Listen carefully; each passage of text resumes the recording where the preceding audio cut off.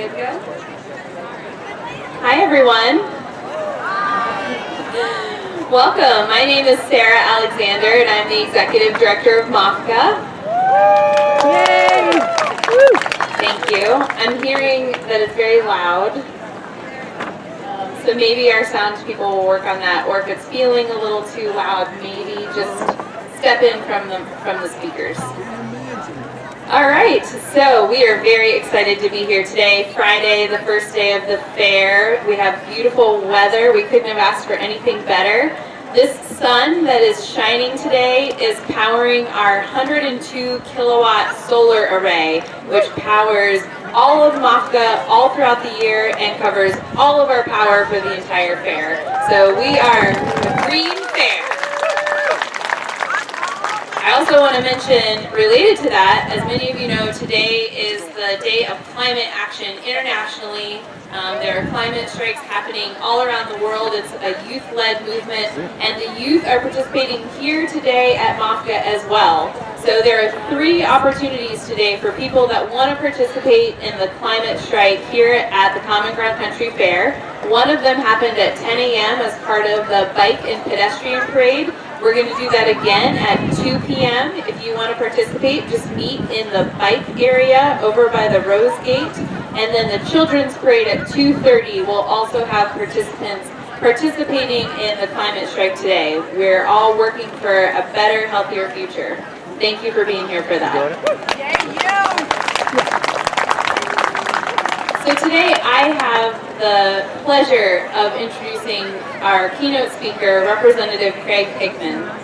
Representative Hickman, I'm very excited he's here with us today. He is an organic farmer, a small business owner, a chef, a poet and author, and is serving his 4th term in the 129th legislature, which is a historic moment that makes him the first African American to serve 4 terms in Maine's 200-year history.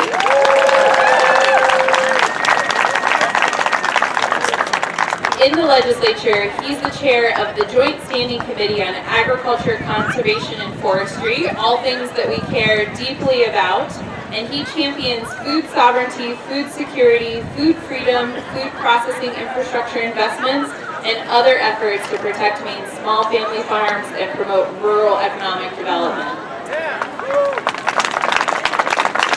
He's also the House Chair of the Maine Citizens Trade Policy Commission and a senior member of the Joint Standing Committee on Veterans and Legal Affairs. He was inspired by his father, a Tuskegee Airman, and his wise mother. Hickman has spent most of his life serving his community and feeding people. His award-winning memoir, Fumbling Toward Divinity, chronicles his search and reunion with his biological family. A critically acclaimed theatrical performance artist, he's a National Poetry Slam champion and the recipient of the James Baldwin Award for Cultural Achievement. Hickman is the first openly gay African American in history to serve in Maine's House of Representatives.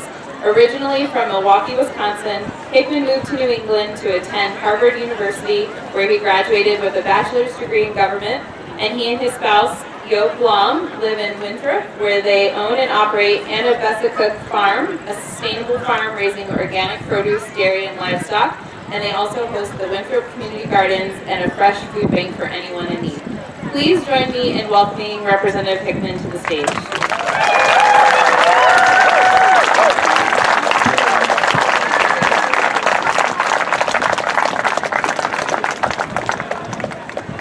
Wow. Good morning. I want to thank Sarah Alexander and I want to thank April Boucher, who made so hospitable in making sure that I would be here on time and inviting me to be here today. I'll thank all of you for listening because it's a beautiful day and there's a lot going on in the grounds.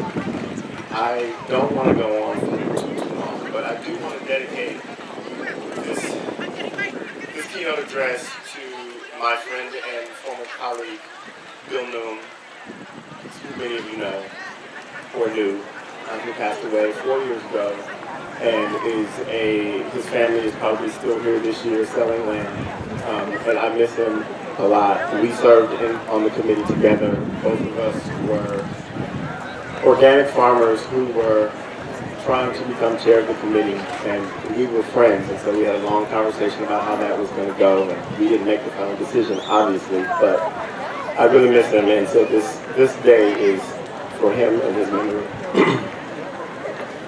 We're going to go on a little journey. I'm going to start with a poem from my book, Fumbling Toward Divinity. It's perfect for the weather because the season is closing, and this is a poem about the opening of the season, but I'm reminded of Linda Berry's book, It All Turns on Affection. This poem is called Opening the Earth. It is the poem that is the wedding song from my beloved and I's marriage 21 years ago in August. And two men can say 63 because you got to multiply by 3 for 2 men. It's like dog years. When the weather breaks, stand before the unquilted stretch of land and gaze directly across into your lover's eyes. Resist the half-second instinct to blink.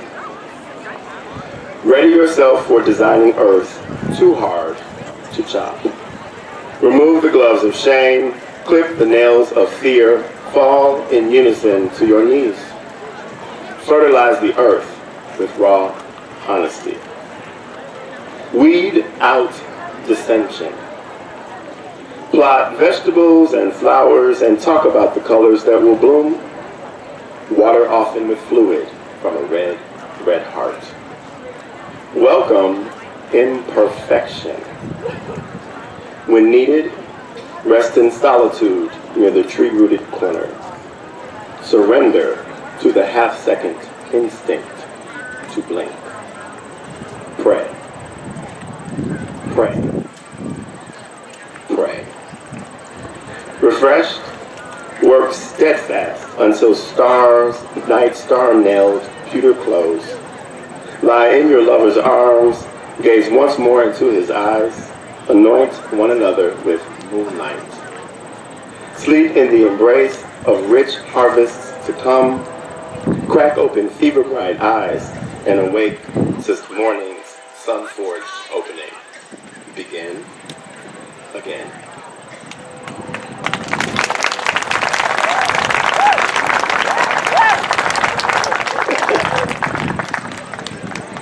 You guys are far too kind. So, a few days ago, I was in D.C. As part of a coalition of farmers and ranchers for a Green New Deal at the federal level. There were 4 members of Congress at this press conference, along with our own Congresswoman Shelley Pingree and members of the Sunrise Movement, one of the youth action groups that is working on climate change. And it was a great event. I wasn't planning to go. The okra needed my attention. The corn needed my attention. But my husband said go. And I did. And I'm glad that I went because I was able to understand from some of the people that had nothing to do with the event that deep down inside, everybody wants to be a farmer. One of the cab drivers, a man who hailed from Haiti, once we got to talking, said to me that he had just seen his spiritual advisor the night before and had told her about the fact that he wanted to have a farm. And she said, no, you want a big house with a lot of rooms. And he said, I want a big house, but it has to be on a farm. And so when I told him what I did, he wanted to give me a free ride. I said, none of that. But I promised him that I would look into ways that he could start a farm. And I know that Maryland probably doesn't have a MOFGA, but I'm going to do some research for him because it's important for people to grow their own food. I'd like to tell you a story about how I became a farmer. It's called Collard Greens. And I wrote this in 2009. For 2 years, they didn't have garden fresh collards. For all of my childhood in Milwaukee, Wisconsin, my father grew a small garden in our backyard that yielded incredible produce. We didn't call it organic gardening back then. There was no need for such a description. It was what it was, gardening. No chemical fertilizers, no pesticides. Well, almost. One year, I can't remember how old I was, but I was in elementary school. The insects were so bad, my father chose to shake garden dust over all his yet-to-fruit tomato plants, which were being devoured by hornworms. He cried. He was afraid he would poison his family. afraid that we would starve if we didn't have any tomatoes to eat fresh or canned for later, so he chose this drastic action. But he left alone the collards and the other leafy greens. I can't shake no dust on those, he said. They go directly into our mouths, so we're going to have to pick the bugs off with our fingers. Summer 2009, I stood amidst my collards in one of the many gardens on our 25-acre organic farm in central Maine, talking to my pregnant sister on the phone. I told Gina that my collards weren't growing as well as I would like, that because of the unceasing rain, the insects were winning, and that's when she told me. In the last 2 years of our father's life, when the pancreatic cancer made him too weak to tend his garden, she and my mother had no fresh collards. The rose chafers, Japanese beetles, cabbage worms, and whatever else loves this bittersweet brassica had devoured the leaves down to skeletons. He simply had no energy, Craig, and we couldn't help because it would have been an admission that we knew he was sick, and since he never told us, we couldn't let him know that we knew. I simply could not fathom my family back home in Milwaukee went 2 years without Daddy's collards. Could not fathom why my sister had never told me about it until just then. Could not fathom why my mother had never told me about it at all.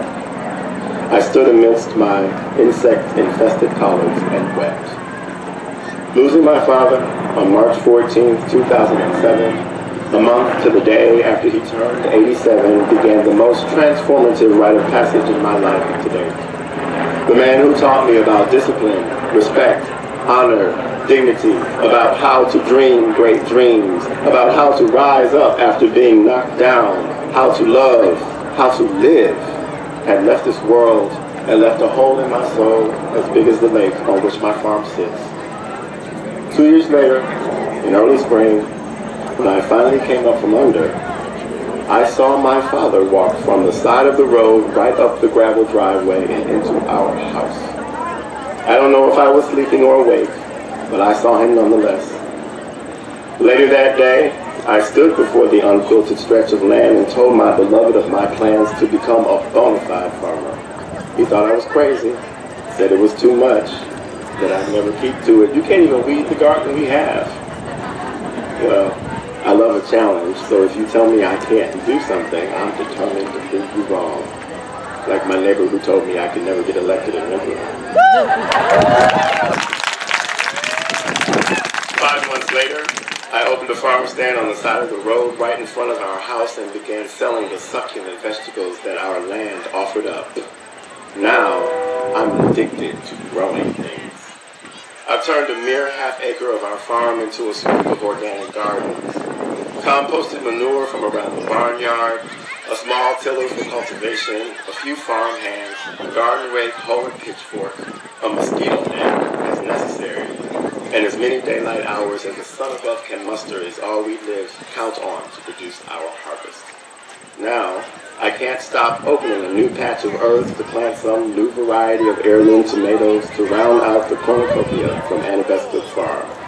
Arugula, beets, Belgian endive, collards, kale, mesclun, mustard greens, romaine, Swiss chard, spinach, turnips, silver queen, sweet corn, the sweetest in the area, say my customers, carrots, celery, fennel, golden beets, radish, basil chives, cilantro, parsley, rosemary, sage, and thyme, tarragon, leeks, onions, scallion, black-eyed peas, okra, lots of okra, even in Maine, green beans, soybeans, sugar peas, several varieties of sweet peppers, summer squash, winter squash, cucumbers, eggplant, asparagus, broccoli, cabbage, cauliflower, and kohlrabi, Brussels sprouts, blackberries, blueberries, raspberries, strawberries.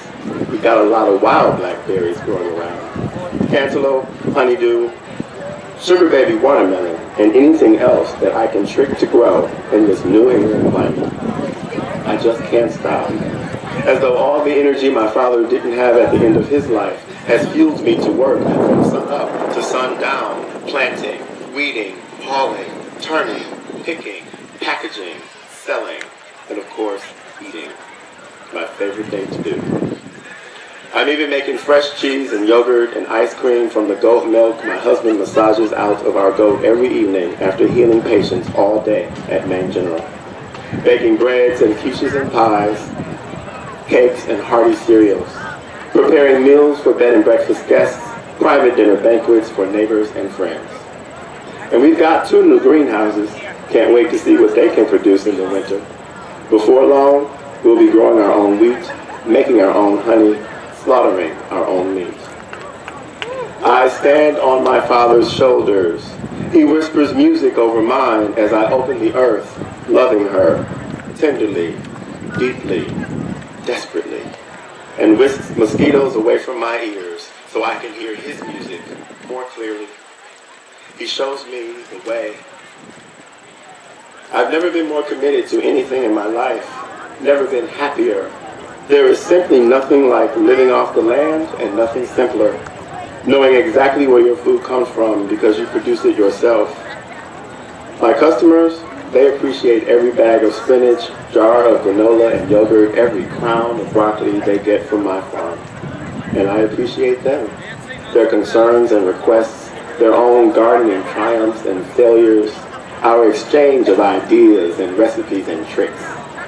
I never would have imagined I would become such an integral part of a local food system. Never would have imagined I could sell thousands of dollars of organic produce and homemade foods in a single season directly to patrons without vending at a farmer's market or supplying a restaurant. Never would have imagined that folks would stop by simply to thank me for doing what I do, even though they buy their produce somewhere else.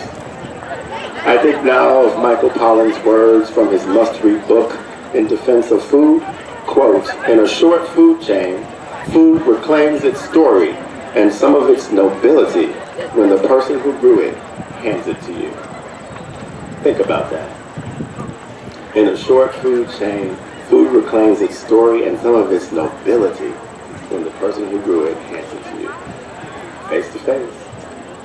And so it was that when I looked one of our regular patrons in her face and told her the story of my father's collard greens, my sister's recent heartbreaking confession, we all shared a moment of spontaneous silence in his memory.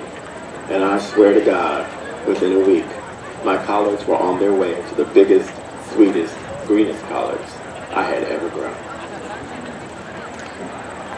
I wrote that for the class report. In 1990, I graduated from Harvard, and that was the class report for our 20th reunion. 30 is coming up, so I've got another class report to write. I have a feeling I'll write all about my experiences in the legislature. I also shared that as testimony in front of the committee and on the floor of the House for a bill that would basically make a statewide exemption for certain face-to-face transactions called Food Freedom. That bill did not pass then, but we move on. Next, I'd like to share with you how I got involved in feeding people and trying to make sure that everyone had access to food. Ending hunger has been a motivation of mine ever since I was knee-high to a grasshopper. And here's why. A wise man once said, "There's a hunger beyond food that's expressed in food, and that's why feeding is always a kind of miracle." There's a hunger beyond food that's expressed in food, and that's why feeding is always a kind of miracle. Back when I was a kid, our family struggled to make ends meet. My father worked the first shift at Pabst Blue Ribbon Company in the mailroom. A Tuskegee airman with little education, he was basically the company mailman. My mother held a string of part-time jobs to help put food on the table for their 2 children. As hard as they both worked, and they worked hard, we needed food stamps in order to survive. Still, my parents made clear in both word and deed that no matter how little we had, someone else had less, and we needed to help them however we could. I'll never forget the day. I was about 3 or 4 years old when a young girl who smelled of dried urine knocked on our door. My father was at work, my sister at school. My mother let the girl in and escorted her to the bathroom, where she drew her a bath. She couldn't have been more than 12. After bathing her, my mother gave her a blouse, a pair of pants, and sat her down at the kitchen table for a steaming bowl of cream of wheat, bacon, and toast. I couldn't wouldn't believe how fast the girl devoured it all. It was an image that stuck with me like good preaching. She ate another bowl of cereal, and then my mother let her take a nap on the couch.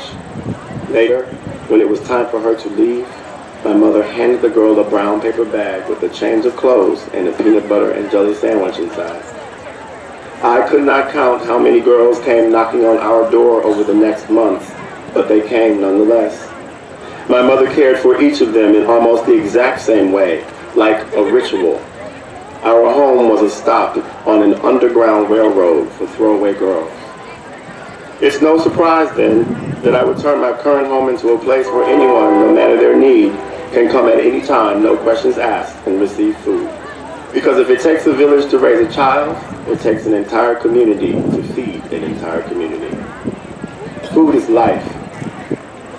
When I first made our community aware that free food was available at the farm 24/7, I heard all sorts of caveats and concerns. Well, what if someone takes all the fresh food from your farm stand and goes out and sells it? Where's the love in that question?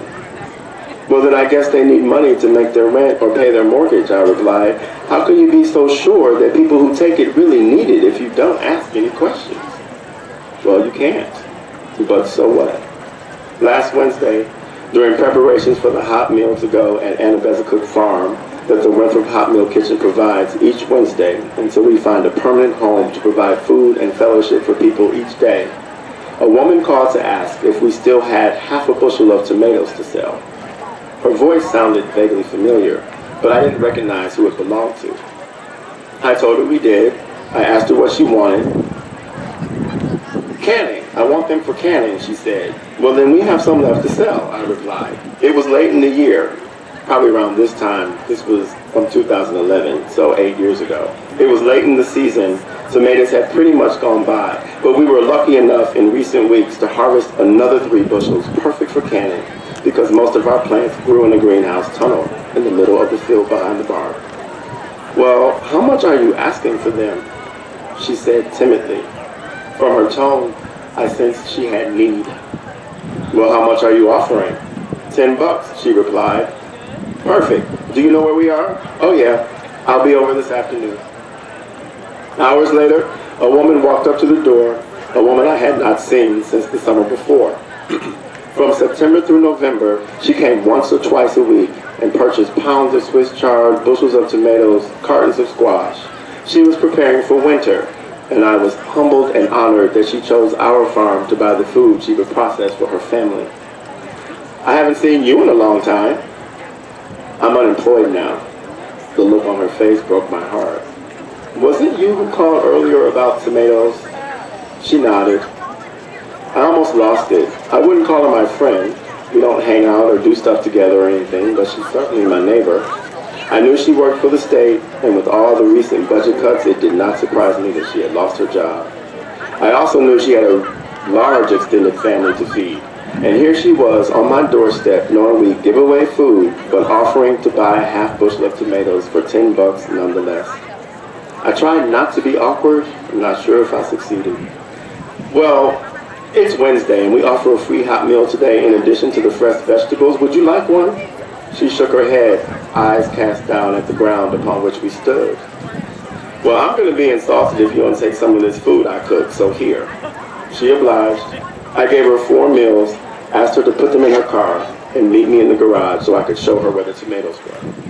She handed me the $10 before walking to her car. I did not refuse the money, because I've been poor and hungry, and it still never felt right to me to take anything for free, since I was lucky enough to always have a few dollars to give. Clearly, she felt the same way. I didn't want to insult her either.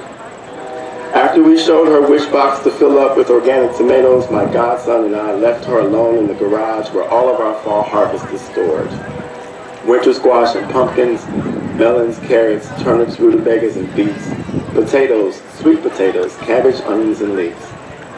We sat in the kitchen and watched her through the window put the box of tomatoes in her car. Then she went back and got 2 more boxes of something else. That made my heart sing.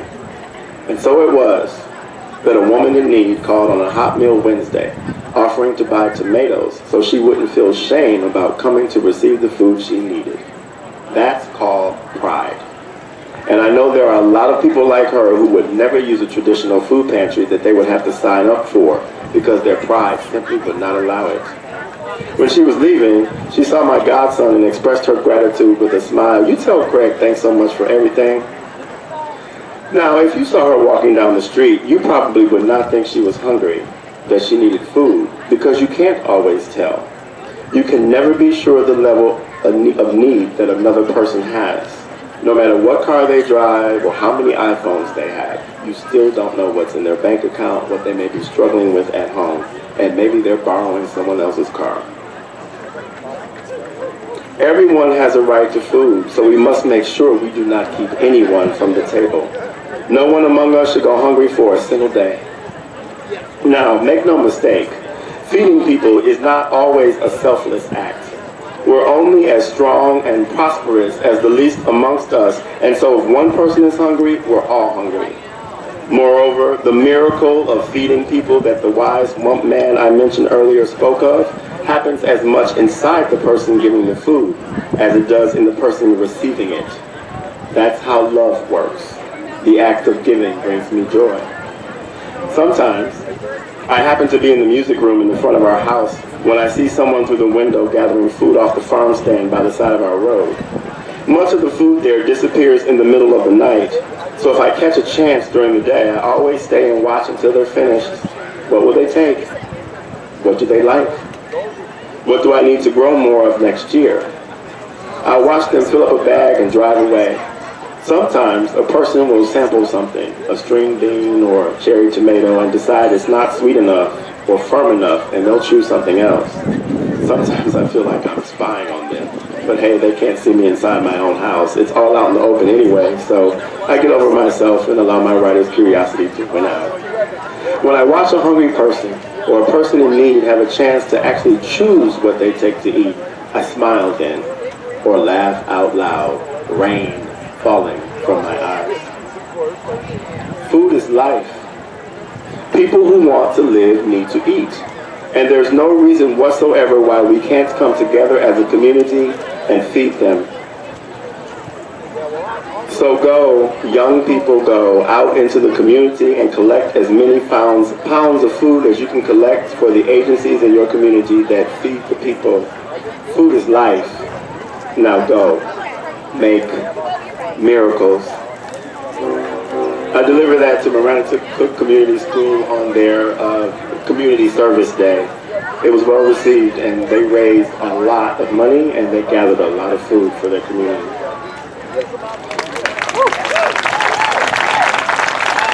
Ending hunger, thank you, as I said, is a passion of mine. And this final term in office, after 4 years of putting in the same bill title and doing nothing about it, I finally decided that I would draft something to go behind a resolve to end hunger in Maine by 2030. On May 20th, 2019, our new Governor, Jana Mills, signed that resolve into law. It got unanimous approval from start to finish. The Department of Agriculture, Conservation, and Forestry, which is now very well led by Commissioner Amanda Beal. We have a great working relationship. I think I met her and fed her a meal at my house years ago when I first got elected. She had me at hello. This bill, I won't read the whole thing, but I'll read the part of it that says, plan to eliminate hunger, food security, and malnutrition in Maine, resolves that the department, in consultation and collaboration with interested parties and stakeholders, including but not limited to statewide and community-based advocacy and emergency food relief organizations, nonprofits, financial institutions, private foundations, interfaith religious councils, farmers, persons who fish commercially, food producers, state and local granges, civic organizations, regional, local, and community food policy councils, and people who struggle with hunger, food insecurity, or malnutrition shall collaborate with the Department of Marine Resources, the Department of Inland Fisheries and Wildlife, the Department of Health and Human Services, the Department of Labor, the Department of Economic and Community Development, the Department of Education, the Department of Defense, Veterans and Emergency Management, Bureau of Maine Veteran Services, and the University of Maine Cooperative Extension to develop a comprehensive strategic plan to eliminate hunger in the state by 2030. The plan designed under this resolve must at least use existing program staff and resources to the extent possible. Define and articulate the scope of the food and nutrition situation in the state, including accurate data and information related to the contribution of relevant sectors on nutrition, food consumption and production, food distribution systems, household incomes, and other relevant demographic data in order to address the multiple dimensions of hunger. Include any recommendations of prior legislative commissions, task forces, working groups, or studies on ending hunger for any targeted population that will prove effective for the general population. Determine any disproportionate impact of hunger on people living in food deserts across the state, and include proposals to close those gaps more quickly as the state moves toward eradicating hunger. Determine the barriers to access to healthy and culturally appropriate food, and include proposals to eliminate those barriers for persons who struggle with intergenerational hunger, food insecurity or malnutrition, or for persons who struggle with intermittent hunger. Balance supply-side policies and solutions such as increasing agricultural productivity and accessing markets, investing in family farms, small-scale fisheries and forestry, and fostering governance of land tenure and natural resources with policies and solutions that promote food self-sufficiency, including hunting, foraging, and the policies outlined in the food self-sufficiency statutes. Establish benchmarks and measurable outcomes based on evidence and analysis to monitor progress, assess impacts, and interpret outcomes in order to ensure that actions bring the state closer to eradicating hunger by 2030, and identify and propose adequate resource allocation in order to translate policies, programs, and legislation into concrete action. Penny Jordan of Jordan Farm in Cape Elizabeth has been chosen by the department to oversee this working group, this advisory group, and this task force to make this happen. So when someone tells you that we don't do anything in the legislature, I tell you that they're wrong.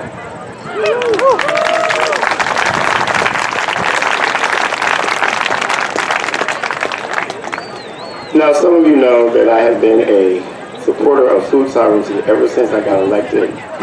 And in my first term, I introduced LD 475, which was an act to increase food sovereignty in local communities, having no idea whatsoever that on the Blue Hill Peninsula, food sovereignty had already started. And Heather Redberg is here. I know she was one of the originators of this movement on the ground and still is. And we didn't get the law passed. I came back in my second term, and we didn't get the law passed. And I came back in my third term, and then we did. The first time I introduced the bill, this was my testimony both in committee and on the floor of the House. And I will share it today and move on to the next piece. Her name was Mrs. Meeks. Well, that was the only name I ever heard her called. I was in her kitchen one time only. She, like us, lived on the north side, the inner city of Milwaukee, smack dab in the middle of factories that made big things and paid good wages. I couldn't tell you if Mrs. Meeks worked in one of them or not, or even if she worked outside of her home at all. All I knew is that she hailed from rural Alabama, and she made a mean coconut cake. So mean, it was the only cake my parents ever bought for a special occasion, given that my father made all of our own cakes anyway. But when we splurged, we turned to our neighbor, and Mrs. Meeks made the best cakes that you would ever want to put your lips on. She made them all in her kitchen, a place that felt like the hearth in her home that it was. Her reputation preceded her, so much so that when I began teaching myself how to bake a good cake, way back in the 4th grade, Mrs. Meeks was the cake maker I wanted to emulate. Why?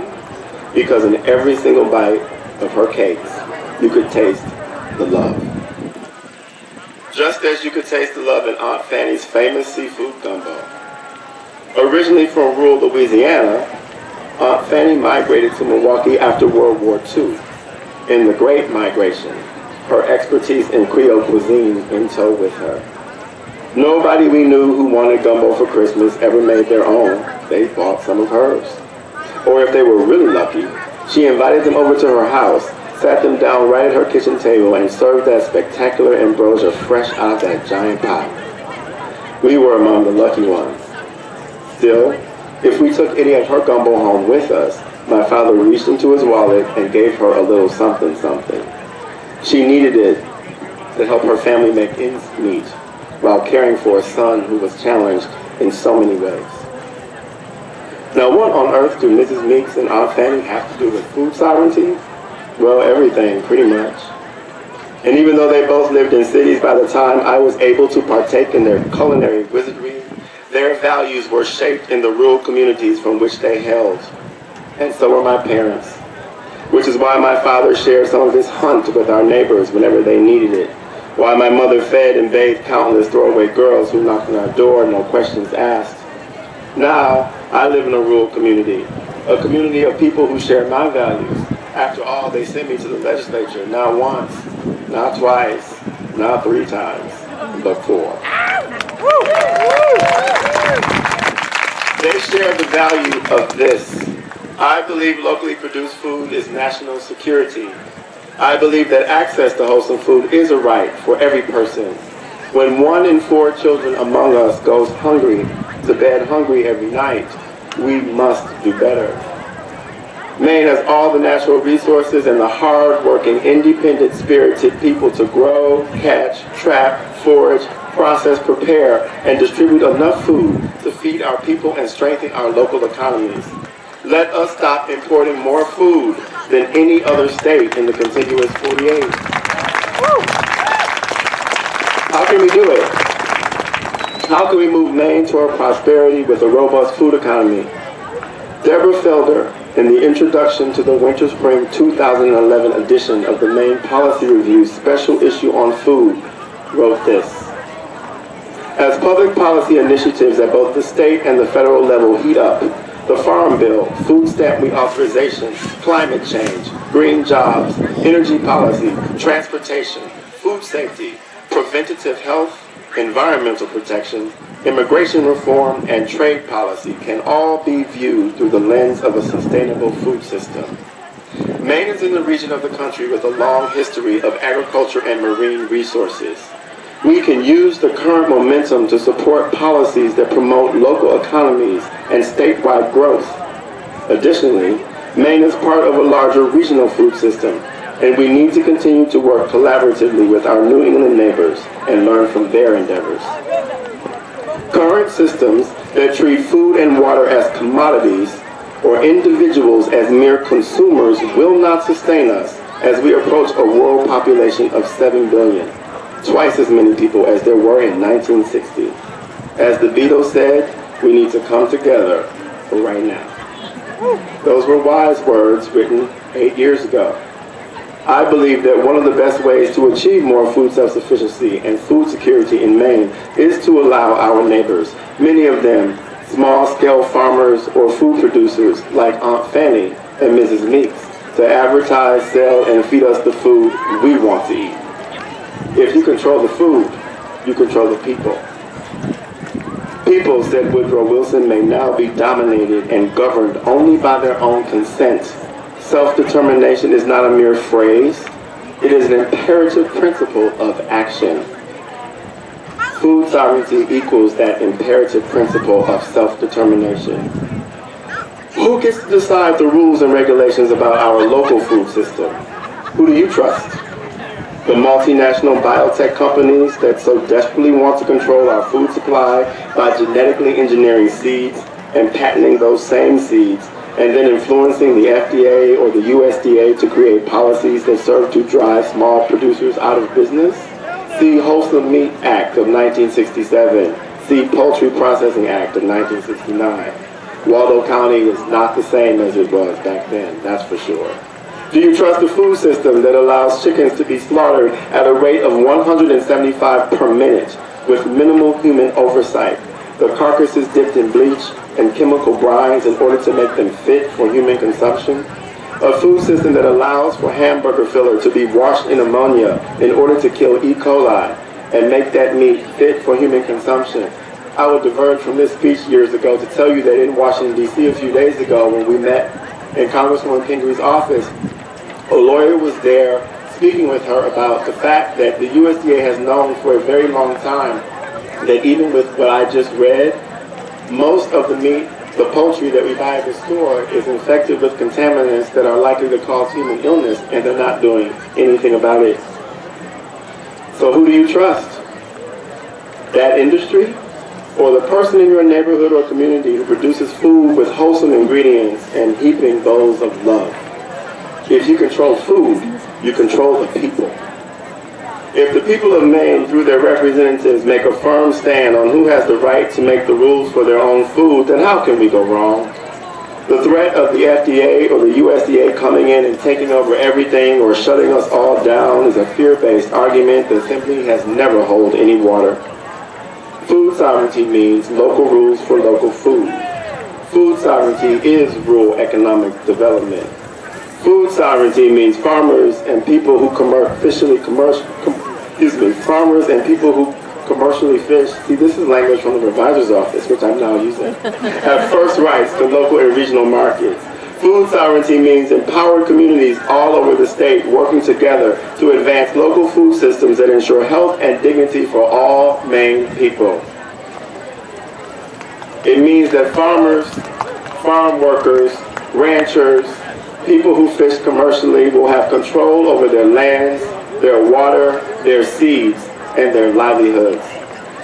At the time of this writing, the people in 9 towns in the state of Maine voted to enact local food and community self-governance ordinances. What the legislature did in 2017 means that now more than 70 municipalities have enacted the local food and community self-governance ordinance. More than 70. LD 475, which became LD 725, made sure that in our statutes, the state has to recognize these ordinances and whatever is in them. And don't let anyone, including the Maine Municipal Association, tell you otherwise. We talk about home rule, when we talk about education, why can't we apply the same principles to food? Because if you control the food, you control the people. And I don't know too many people who like to be controlled. Food is life, and we the people insist that we have control over it. Thank you.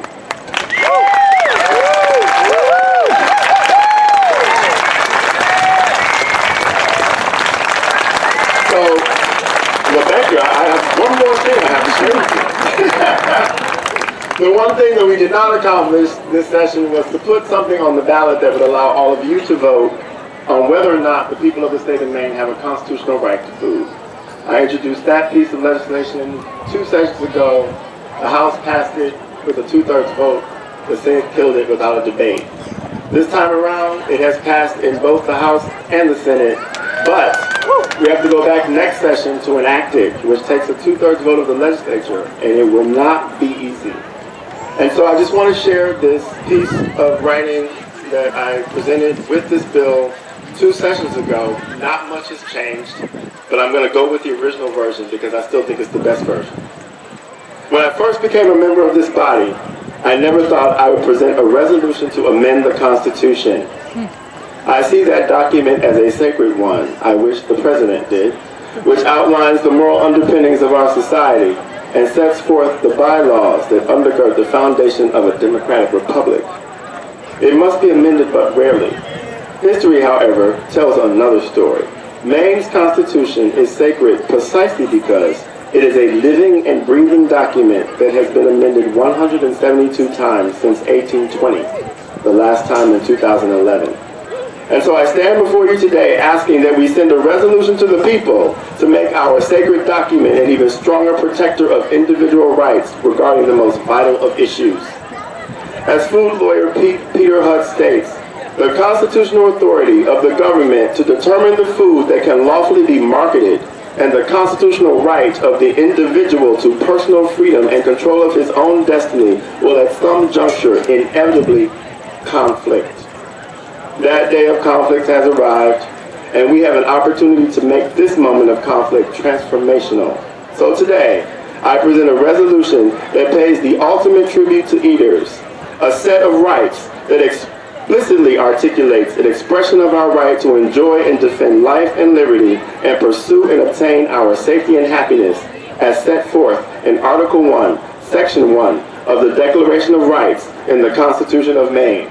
It reads as follows: right to food, food sovereignty, and food self-sufficiency.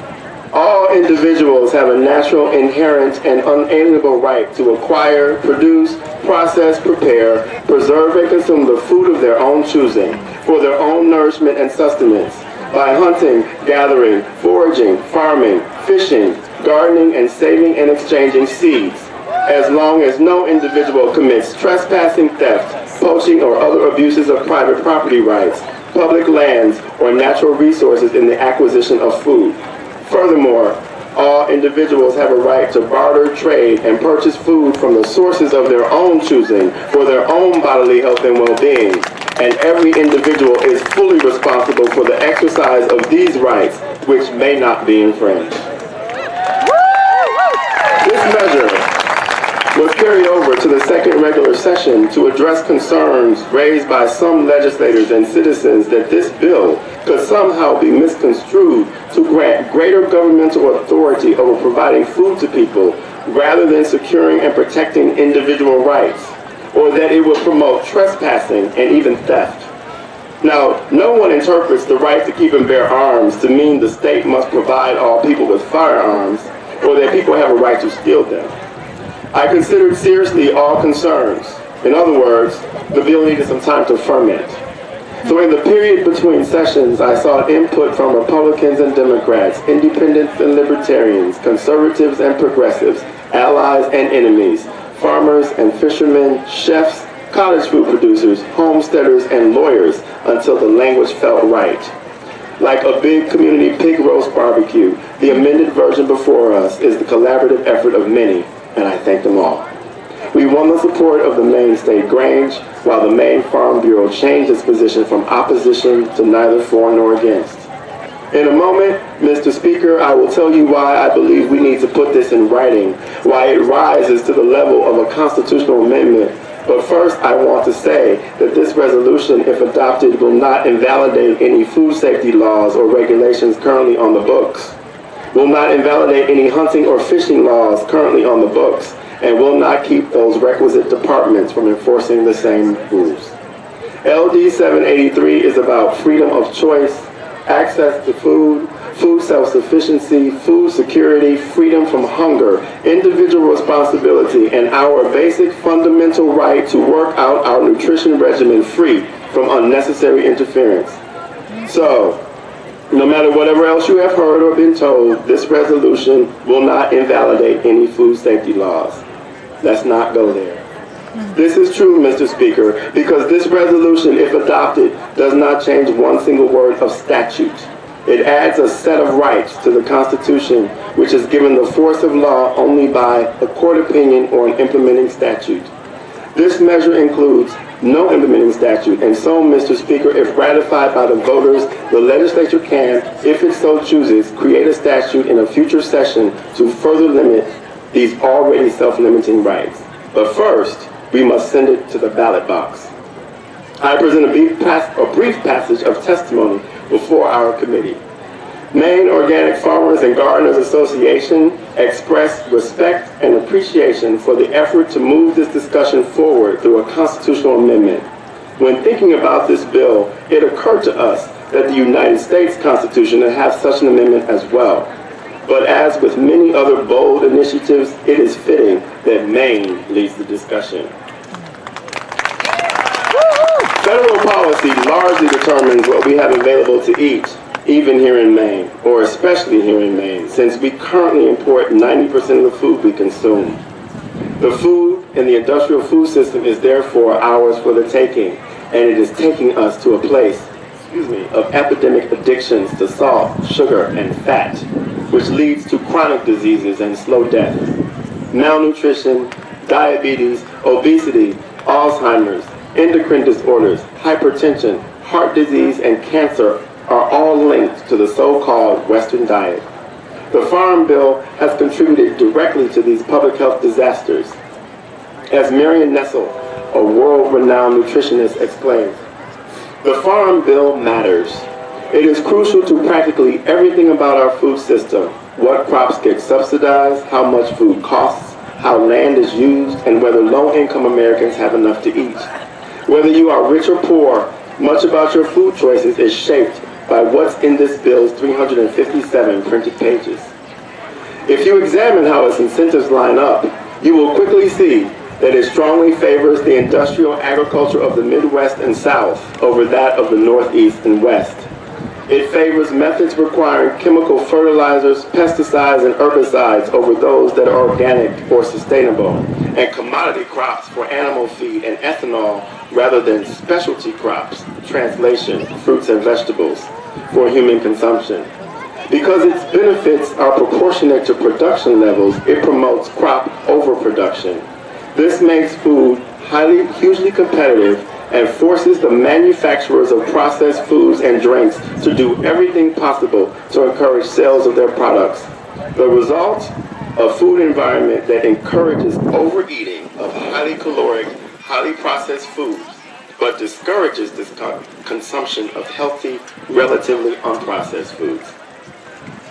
According to Michael Moss, Pulitzer Prize-winning investigative journalist and author of top New York Times bestseller Salt, Sugar, and Fat, How the Food Giants Hooked Us, this harmful system is promoted by the biggest food manufacturers in the world and defended by the very agencies that are supposed to protect the public. In 2010, the FDA, which regulates 80% of the country's food, declared in the U.S. District Court that people have no fundamental right to obtain the food they wish, and therefore have no fundamental right to their own bodily and physical health. I believe a majority of people would disagree. LD 783 is before us precisely so that we may find out. Similar measures are currently being considered in Virginia and Utah, with other states soon to follow. As Maine goes, so goes the nation. In that same case, the FDA also claimed that there is no deeply rooted historical tradition of unfettered access of foods of all kinds. Now, I would say that's an insult to all of our ancestors. Our ancestors ate wild turtle soup, steamed snails, fried grasshoppers, fire-roasted grubs, raw fish eggs, and lived to tell about it.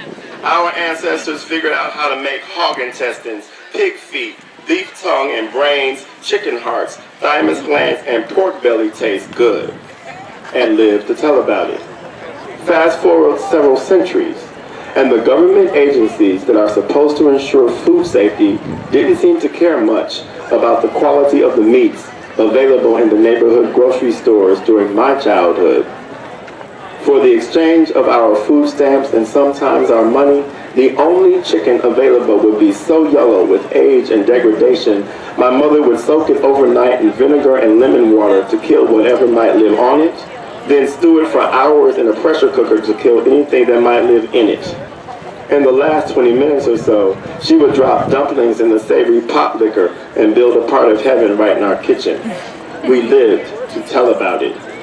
The only beefsteaks and pork chops available were so gray, we felt safe to eat them only after they were charred past well done in the oven's bottom broiler, and then smothered in homemade gravy, sauteed wild mushrooms our neighbors foraged on weekend camping trips. We lived to tell about it. When yellow chicken and gray beefsteaks were among the only animal protein choices available to us at the grocery store, it was no surprise then that my father would go hunting with the other fathers in our neighborhood to score possum, raccoon, squirrel, and rabbit, all of which went into the pressure cooker with his garden-grown carrots, potatoes, celery, and onions to create a wild game stew so good I could never get enough. Or he would fish for perch or trout in Wisconsin's pristine lakes and slow cure the fish, sometimes whole, sometimes filleted, in his hand-built smoker for longer keeping. We lived to tell about it. No deeply rooted historical tradition of unfettered access to foods of all kinds? That's revisionist history at best, a misleading lie at worst. If we the people can't find what we want at the supermarket, corner store, or farmer's market, or if we can't produce it ourselves, we will find it. Food is life. When 1 in 4 children among us goes to bed hungry every night, we have to do better. As more people become informed about industrial agriculture through documentaries like Food Inc. and the writings of Wendell Berry, we seek nutrient-dense food from our neighbors and friends, small food producers and homesteaders who produce wholesome food free from chemical preservatives, soy fillers, antibiotics, artificial flavors and colorings, clever rearrangements of corn, and who knows whatever else. Mr. Speaker, more and more people in Maine and around this great nation are obtaining the foods of their choice through private contractual arrangements such as buyers clubs, herd share contracts, community-supported agriculture, and fishery shares. All these agreements are executed with the informed consent of all parties. Faced with this reality, the FDA has also claimed that there is no fundamental right to enter into a private contract to obtain these foods. That's what they said. And so it has interfered with these agreements, effectively nullifying them by seizing, condemning, embargoing, recalling, or destroying food not produced under its auspices or with its permission, claiming that it's protecting the public health, even when no evidence of a pathogen is found, even when no human illness is reported, documented, or verified. A simple web search for food raids and farmer arrests will bring you myriad examples of its intrusion into our lives, this abrogation of our liberty, the interference with our private agreements around food. The substantive due process clauses of the 5th and 14th Amendments to the United States Constitution provide that no person shall be deprived of life, liberty, or property without due process. Obtaining the food we wish to eat is so basic to our lives, our liberty, and our property that it is inconceivable that a right to food choice would not be protected under the Constitution. But the FDA says no. Well, in our Constitution here in Maine, let the people say yes. More than 3 decades ago, the people of the state, through their representatives, declared that it is policy of the state to be food self-sufficient. And yet we import 90% of the food we consume. Something is majorly wrong with this picture, and we can take a bold step today to paint a better one. As Virginia farmer Joel Salatin asserts, more food choice, more food producers, and more community-embedded food options increase food production, food availability, food price competition, and ultimately benefits everyone, including the hungry. I can't imagine a more basic human right, a more bipartisan issue than protecting my right to choose my body's food. Who could possibly think that such freedom of choice should be denied? We allow people to smoke, shoot, preach, home educate, spray their yards with chemicals, buy lottery tickets, and read about the Kardashians. Wouldn't you think we could let people choose their own food? Let the people of Maine say yes. It is time to give us back the food freedom our ancestors enjoyed, Salatin continues. Freedom is not a focus group exercise. If we can't taste it, we can only talk about it, and that leaves liberty hollow.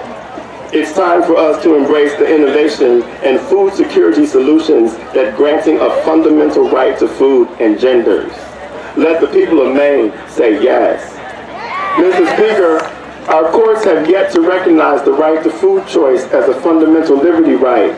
But way back in 1888, in the case of Powell versus Pennsylvania, Supreme Court Justice Stephen Field argued as follows: I have always supposed that the gift of life was accompanied with the right to seek and produce food, by which life can be preserved and enjoyed in all ways, not encroaching upon the equal rights of others. The right to procure healthy and nutritious food and to manufacture it is among those inalienable rights, which in my judgment, no state can give and no state can take away. It is involved in the right to pursue one's happiness. Sometimes you have to go back in order to go forward. Food is life. Let us, Mr. Speaker, women and members of the House, let all of us vote with a clear conscience for this resolution so that the people we represent have an opportunity to vote for it at the ballot box and decide once and for all if we want to agree with a Supreme Court justice and declare and articulate these food rights explicitly in the Constitution of Maine. Food is life. There is nothing more intimate than eating. Do we have a right to obtain the food we wish or don't we? It's really that simple.